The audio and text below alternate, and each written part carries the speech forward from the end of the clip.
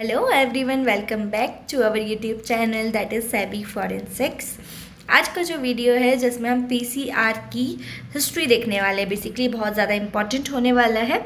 देख लेते हैं, क्वेश्चन बहुत सारे आते हैं यहाँ से, ठीक है, देखना अच्छे से। देखो हिस्ट्री में क्या लिखा है, in late 1980s the thermostable polymerase form thermo aquatic was utilized for PCR. PCR को यूज़ किया गया था, यूटिलाइज किया गया था 1980 में, है ना। सबसे पहले थर्मोस्टेबल, ये टेबल हो गया, स्टेबल है ये, ठीक है, थर्मोस्टेबल पॉलीमरेज के रूप में, थर्मोज एक्वाटिक में, ठीक है। देन इसके बाद में क्या हुआ, द स्टेप, ये जो स्टेप था बहुत ज़्यादा इंक्रीज हुआ, ग्रेटली इंक्रीज हुआ, एफिशिएंट था एंड अलाउ करते था process of automated, the result automatic process थी ये। The result was powerful impact on the molecular biology. ये जो रिजल्ट था इसने बहुत ज़्यादा अच्छा इम्पैक्ट डाला, किस चीज़ पर, किस जगह पर, तो मॉलिक्यूलर बायोलॉजी के सब्जेक्ट जो थे उस पर अच्छा इम्पैक्ट इसका आया, ठीक है। 1993 में मुलिस ने अवार्ड मिला, मुलिस को इस वजह से, इस थर्मोस्टेबल पॉलीमरेज की वजह से अवार्ड मिला था, नोबेल प्राइज़ का अवार्ड मिला था उनको, ठीक है। और पीसीआर टेक्नोलॉजी का इन्वेंशन उन्होंने किया, इसके लिए उनको ये अवार्ड मिला था। अभी आपको ये याद रखना है कि जो कैरी मुलिस थे उन्हें नोबेल प्राइज़ कब मिला था, 1993 में मिला था।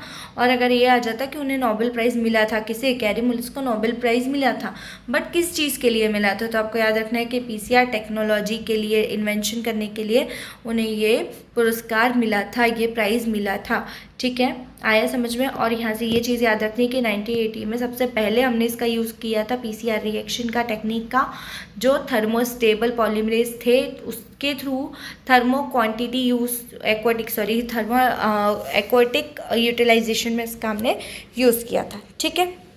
नेक्स्ट देखो point, in the early 1990s the technique was simultaneously amplification of direction of the accumulation of the amplification at each PCR cycle was developed the concept of real time PCR।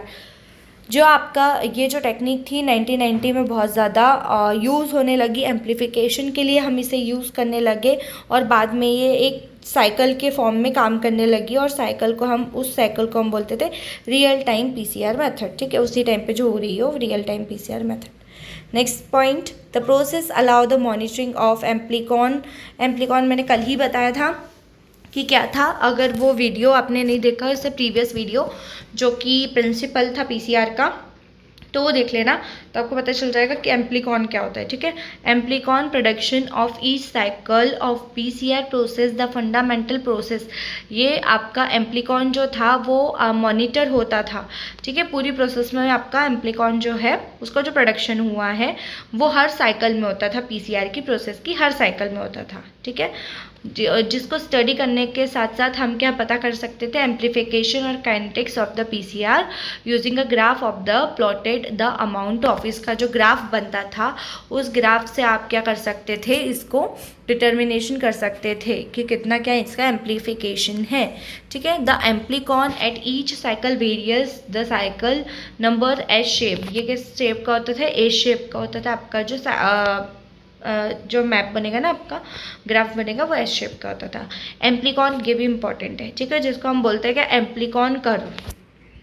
Clear, is obtain and divide into expansion phase, in linear phase और plateau.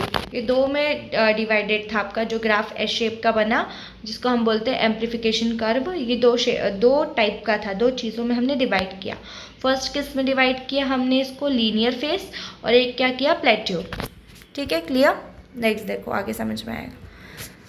Next point देखो, the slope of this linear curve is known as amplification efficiency. इसमें जो slope था इसे हम क्या बोलते थे, लीनियर कर्व का जो स्लोप है उसे हमने बोल दिया amplification efficiency. The exponential phase continuous until the one more component of the continuous, sorry, one more, एक second, component in the reaction become limited at the point of the amplification efficiency decrease।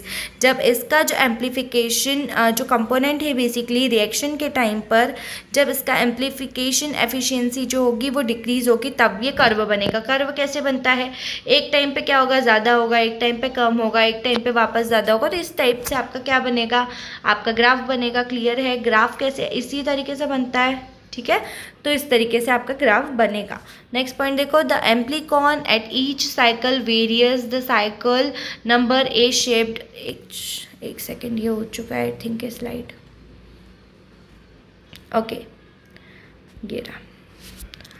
The एम्प्लीकॉन sorry ये नहीं है, the amplicon no longer accumulates exponentially and the PCR entrance in the linear phase of the curve at a plateau phase.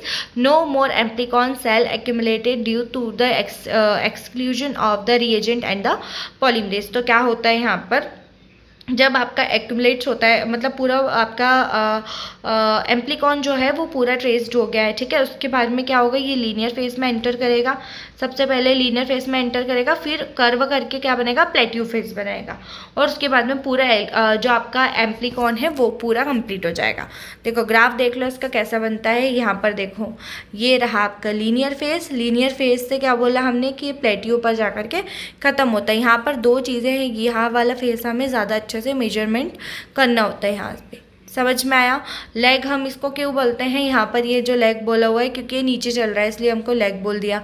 यहाँ पर थोड़ा उसको charge मिला, energy मिली, तो ऊपर एक्सपोनेंशियल बोलिए इसको। फिर उसके बाद क्या बनता है, कौन सा फेस आया, लीनियर फेस आया, और लास्ट में क्या होता है, प्लेट्यू आता है, ठीक है। आए समझ में, ये होता है उसका ग्राफ पीसीआर का।